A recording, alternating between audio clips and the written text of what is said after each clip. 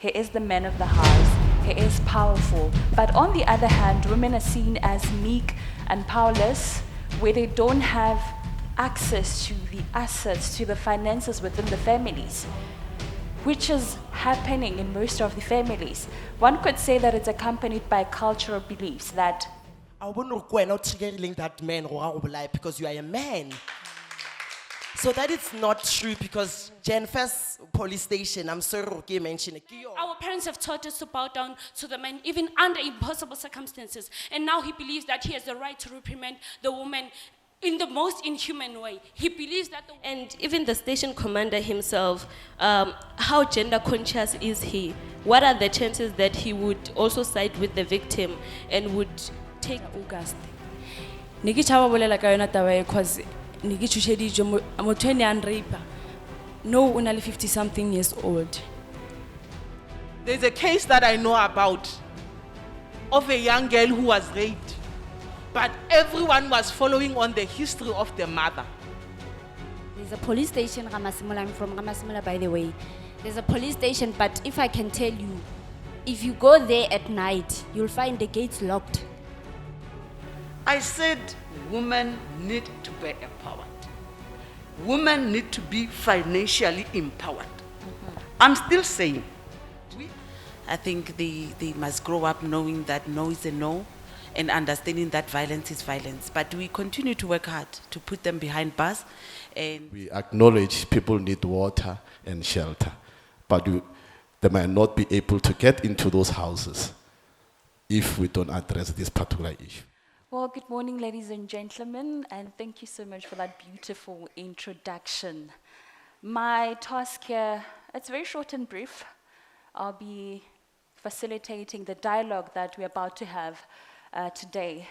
You know, as we're closing off Women's Month, we're talking about a very sensitive, touching topic, gender-based violence.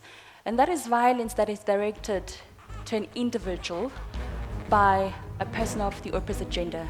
Although we know that even men do experience GVB, but in terms of statistics in this country, females and girls are the ones that are mostly affected. Every time you look at the top stories in this country, it's mainly that a girl went missing. Afterwards, she was found murdered.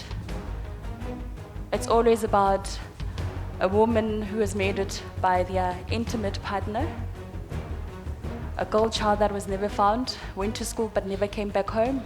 A few days later, she was found murdered. And this is indeed a very sensitive issue that we hope that eventually, at some point in this country, women will be free. You know, back then, they'll say, you're not safe there, come back home, it's late. But nowadays, it seems as though even the places that we think they're most comfortable, we are the safest at, they're the places that most girls are scared of. Some girls are scared to go home because they know when they get home, they'll rather be out in the streets. So what I'm going to do to start off this conversation, I would love to start with our debaters. Based on my list, we have Ayanda Mokwana. Can you show your hands? She's a former regional chairperson, COSAS, former provincial chairperson, COSAS, current UNISA SRC deputy chairperson, Sasco Clifford, Gliane acting chairperson, Global Youth Parliament Limpopo coordinator. She's the ANC Women Leg Young Women Division member. Also, we have Tutero Matlala. Can you show your hand?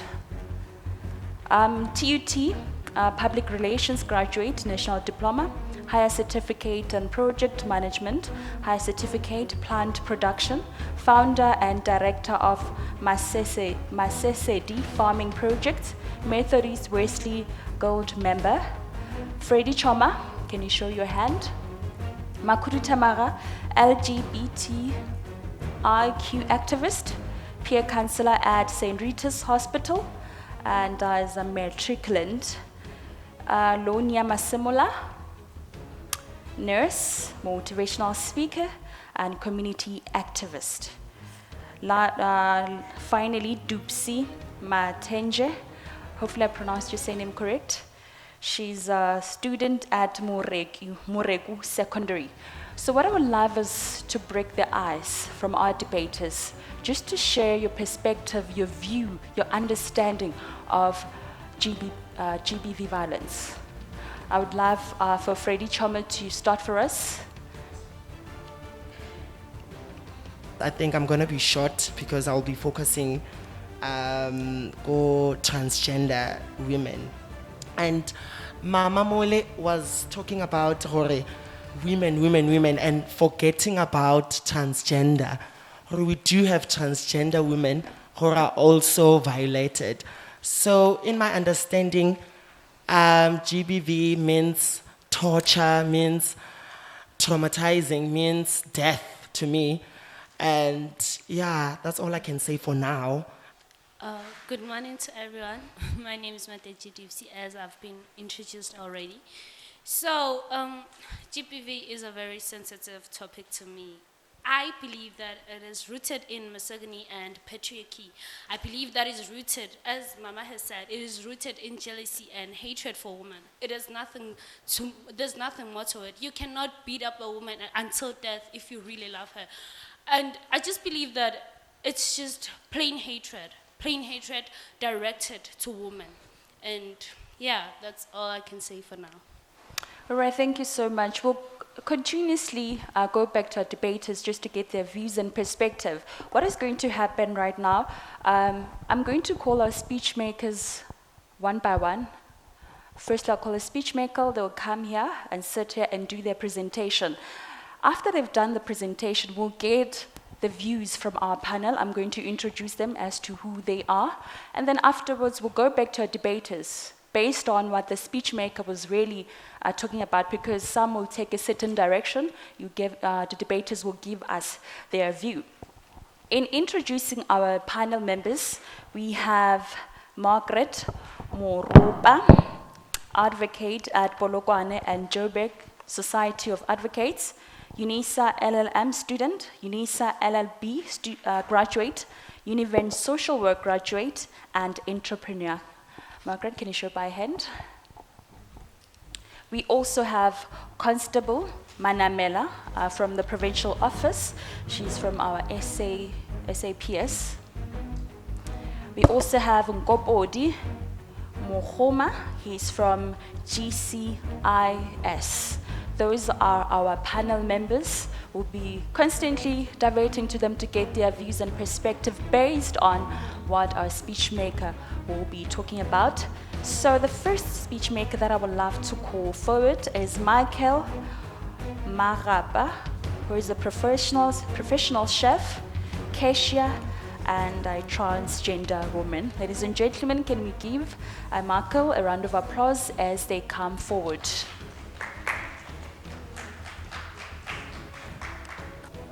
Ke tla thoma ka go dumedisha ke le Michael Marapa from Monsterlos transgender ya rena ya lehono nna ke le transgender batho ba ntse a ba understand you gore ke ntho mo hutamang okay batho ba ntse ba understand gore maybe only lady gay and yes the gay aba kushitse gore mo between gay le transgender ke ntho mo hutamang transgender re bolela ka motho o tshwana le nna ne ga re tloga mola re tlhakana le challenges tsa gore maybe batho ba borena ba se understand gore between go rena go direga eng ntwe ke belega le yona and from my kutlong ngaka ga ke sa thomo belega e ba like ke sa thomo belang ka re ke moshimane mara temo ke gola e gona mo go nna in my nkamogare maybe re tlhakana le challenges change like sort of mo go mphagati wa borena like mo re phelang gona gore ba ska kwisha gore transgender ke ntwa mo hutamang ke nka ya so gore re batho ba bo mme le rena mara ga re tlo tlhakana le maybe motho wa ntate ke mo re tlo go ba le go maybe go ba le misunderstanding mara for myself ke motho wa mme le nna ga ke thoma ke belege vele ke le gona ka mokgo go tloga bonnyaneng baka go sena bothata gore go diregang ya be no ke thoma ke tswelela so ke le transgender batho ba ntši ba sa understand gore go diregang ka Michelle or Michael go direng ga ka yena ke ditše go tshwana le tšeo re tlhakanang le tšona maybe sometimes o tlhakana le somebody a kgone go handlela like maybe re be relationship le motho o mongwe a se ka understanda maybe a fitlhe ka re no nna be ke se ka expecta ntho go tshwana le ke expectile ntho nngwe e maybe ena a naganeng ka gona e be motho wa maybe a thomang a re bolaya a ra a e kgonege ntho e sone some people ba bangwe ba understanda ba bangwe ba understand ke mola ke thomang ke re transgender tša go rena ba swantse ba understand gore ga o thoma o tlhakana le motho wa gago e leng molekane o thoma o te tlhalose gore motho wa mohuta mang ka nne re tlhakana le di-challenge tša go sana le tšona tšeo ko mphakathing le gona a ba re understand ba bangwe ba understand gore go direga wa sepente ka motho wa go sana le batho ba mohutong ko sore e be ntho e le gore wa te tlhalosa o kgone gore motho o mo laetse tsela gore ditsela e kae gore bophelo ba gago bo tswelela kae. It is not breaking news in terms of what he has said. We have seen a lot of members that belong in the LGBTIQ, whether lesbian, gay, and so forth. They are discriminated against within the communities that are based in. We have seen in the news of them being killed and thrown somewhere in the river. They're still not welcomed, in the country where it says that everyone has their own right. They have the right to be who they want to be, live wherever they want to. But till this day, we are seeing the discrimination that they're facing. And as a result, they end up being killed. They end up being raped and so forth. Moving forward, what should be done? Maybe there isn't enough awareness, or maybe perhaps is the perspective that society has. What is it that needs to be done? Okay, good morning, everyone.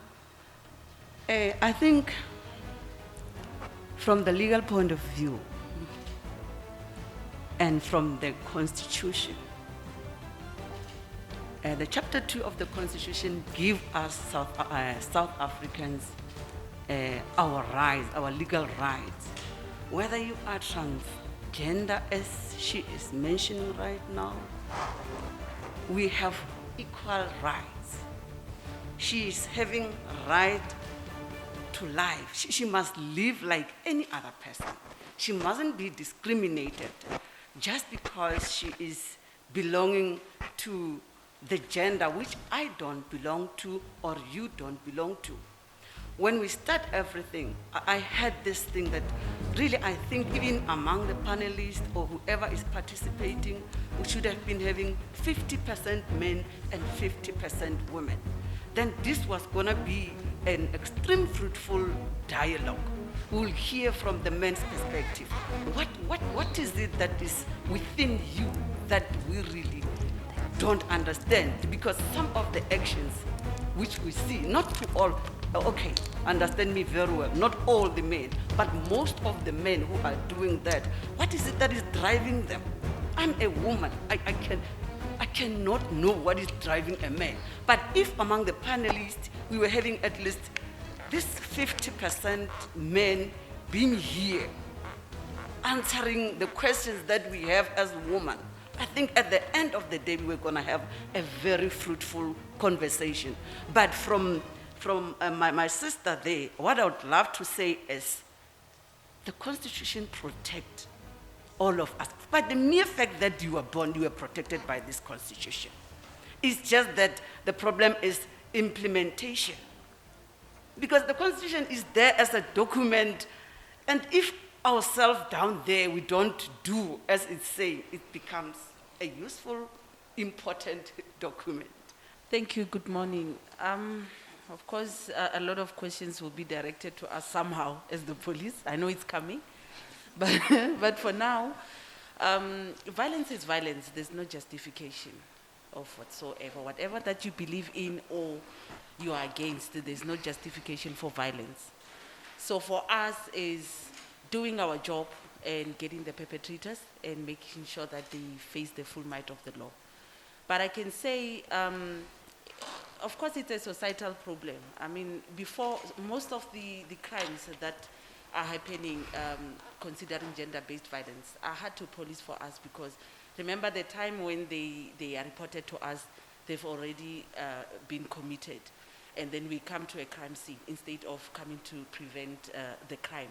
So that's why we have to come together as a community and start protecting each other. Like here, the advocate has mentioned that we would love to have seen more men in, just to explain to us what is their role in the society to protect our women and children. Because you might find in situations that you are having a child who's been raped for 2 years, and she's been reporting this incident to the mother, who kept quiet all along.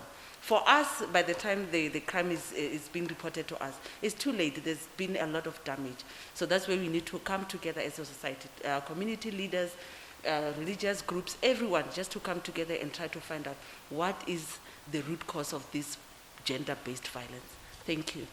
For now. Good morning, ladies and gentlemen. And thank you, Program Director, for giving us this opportunity. Maybe I'm the first man to respond, if that been the case, because this thing, yeah, gender-based violence, and the perpetrators happen to be people like myself. So, as colleagues have indicated, or there should be, others have already suggested, or let's have a forum of this nature where we have men gathered to respond to issues. But at the same time, another view says, let's be 50-50 so that we report and respond at the same time. Which we are going now, that's where the route we should take.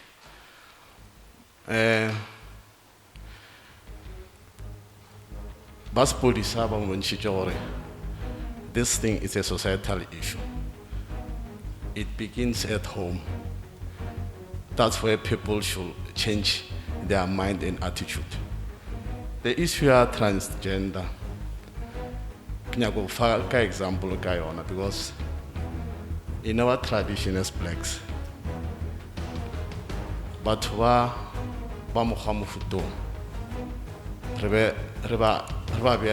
in the society, we're saying they are not normal.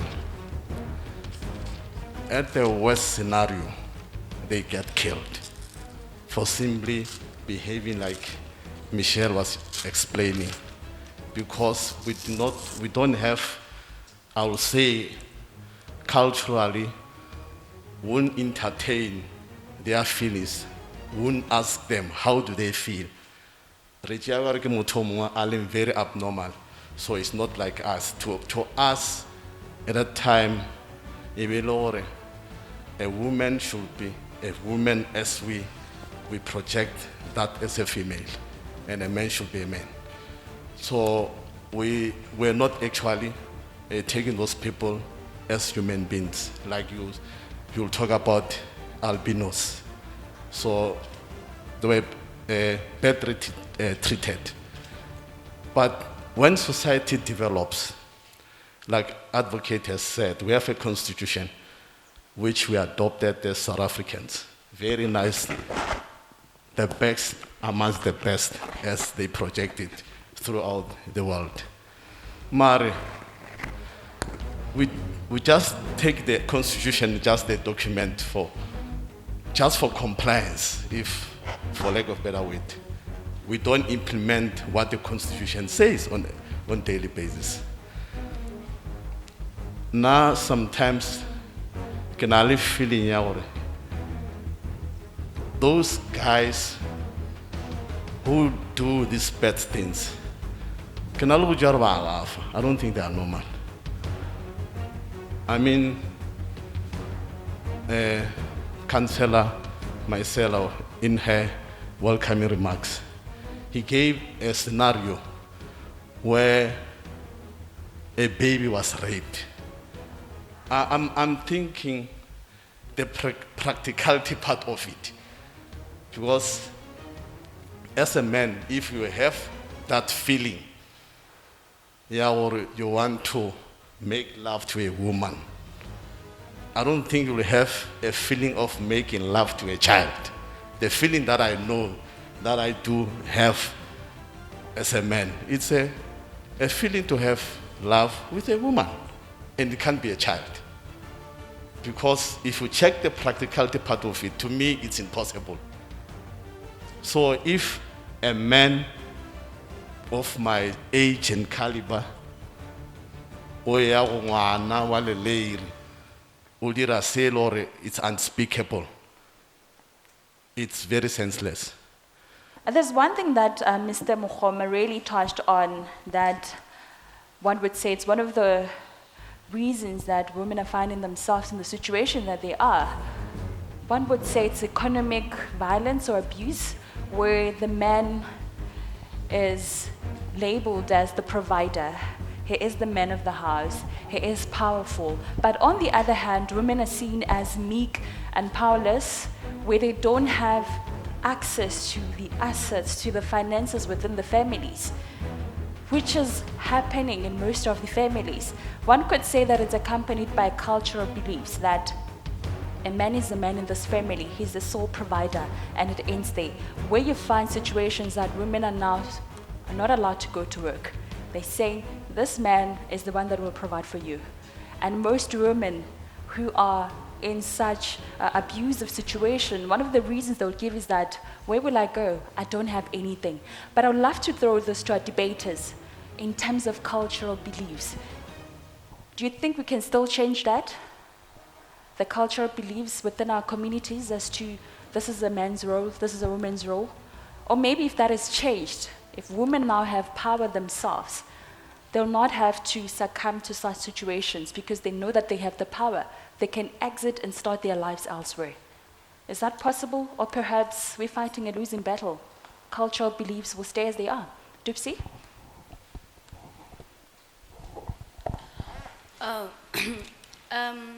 A famous author, award-winning author, Ngozi Adichie once said that culture does not make people, people make culture.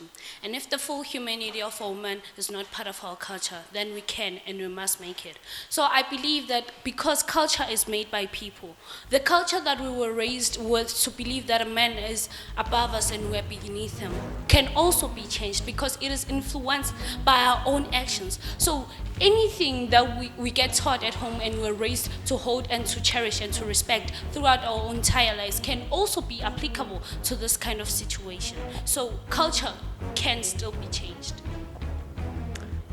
Because we speak every day, right? And the way that we speak about gender-based violence highly influences how we react to it as well. For an example, there's a guy that I like. He's gay and he makes these funny videos. I don't know if you guys know him, but I think it was Kukune.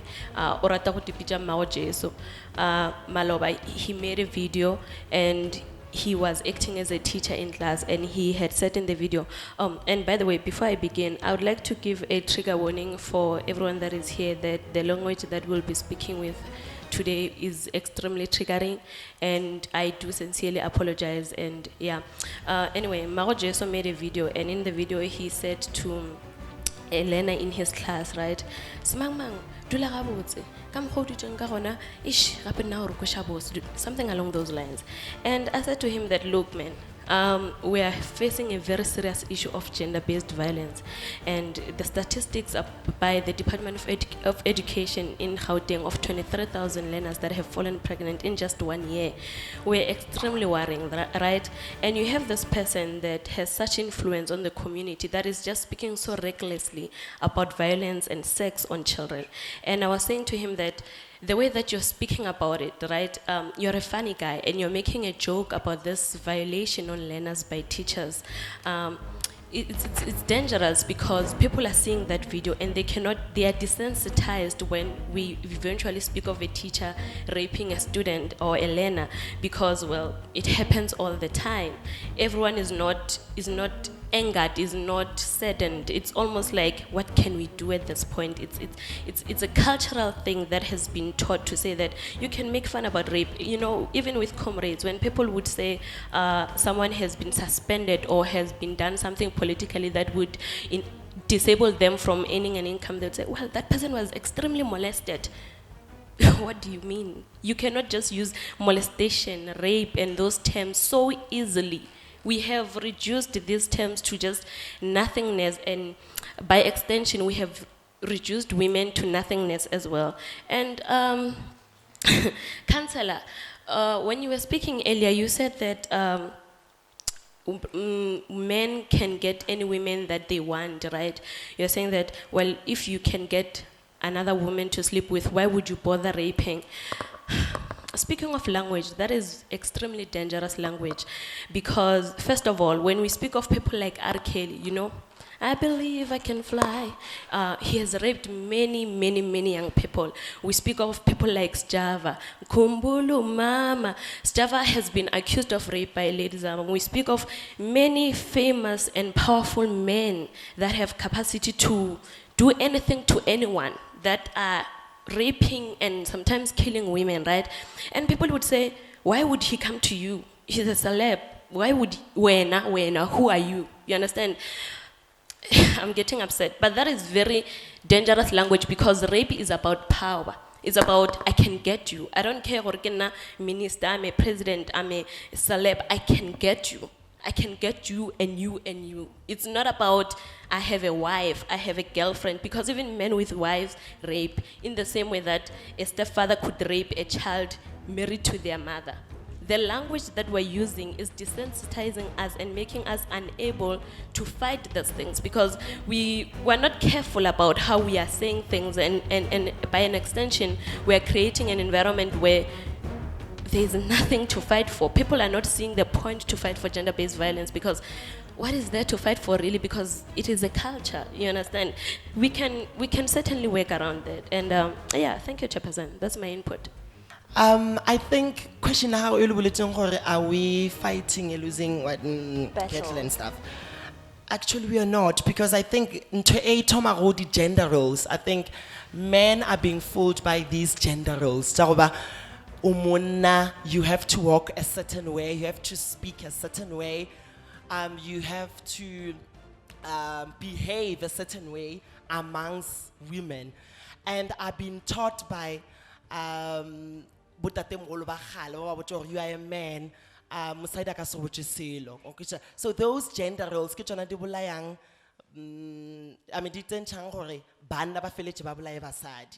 and officer there, who mentioned something that has triggered a little bit more on are the issues they correct officer.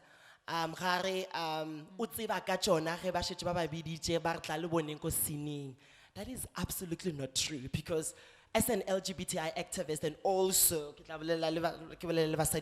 we do come to your stations. Marababe, why also I want to triggering that man because you are a man. So that is not true, because Jenfest police station, I'm sorry, okay, mention it, feminine boys, you are not allowed being feminine. So gender roles. So if the gender roles, I am allowed to walk a certain way like a feminine boy, he's allowed to wear a duke, it lava easy, fight it lava lula. Thank you so much. Already another topic from what you were saying came out, but for our panel members to wrap up, in terms of, firstly, do we say is it really important for society or organization to educate men about learning the backwards, I'd say the backwards social, traditional, cultural practices, and also for Freddy to Constable. It is, in terms of reports, that there are many cases, people go to the police to report cases, but in most cases, particularly for GBV, they're being dismissed to say, no, this is a private matter for the family to deal with, instead of it being seen as a court matter that the police need to work on. The reports are there. Even we've seen our Minister Bheki Cele, at some point he was talking about, creating just a special unit to deal with GBV, because previously people are crying, complaining that we are going to the SAPS, but they're saying it's a family matter. Your response? Yeah, I knew that was coming. I knew that was coming, but on a lighter note, I would not crush what you say. That is your opinion, and that is what you've experienced and observed, right? Remember, at home we have a lot of things that we are fighting. Whatever, we always encourage that if you come across such a situation, there are relevant channels where you can lay your complaint. I would not say you should give up, because gender-based violence, when I mentioned that it's hard to police, I was referring to those that keep quiet, those that promote it indoors, you understand? But then again, if you are crying and you go to a police station and then you get that kind of response, that is out. And that's where we encourage that there are protocols that you should follow. We're having station commanders there. We are having district commissioners. We are even having the provincial commissioner, for that matter, that you can raise your concern.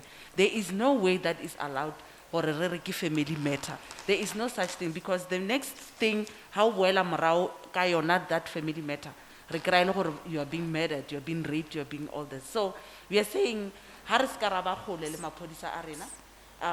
the way you mentioned, Jane Fairs, again, that is your police station. We want to police station in Yaka, that kind of situation. And for you to do that, you have to come to the province and say, or contact us for that matter, or find the station commander and say, and this is what I experienced. And you're not going to leave the police station until you find an answer or not. Even if it means for you to get in touch with our provincial commissioner. Because remember, because of negligence from our side or whatever. That is way too much. Sisters, as she has mentioned, our minister also, there are special units that have been established to deal with this. They are and they're existing. We're having victim empowerment center. These days, it's not easy for you to lay a complaint. We'll take you to the victim empowerment center, where you'll find professional counselors. But then I'm very concerned when you say, Pautanaka police station, you are being labeled at this and this. That is where you should start and say, na I get my police. So this is something that we need to iron out.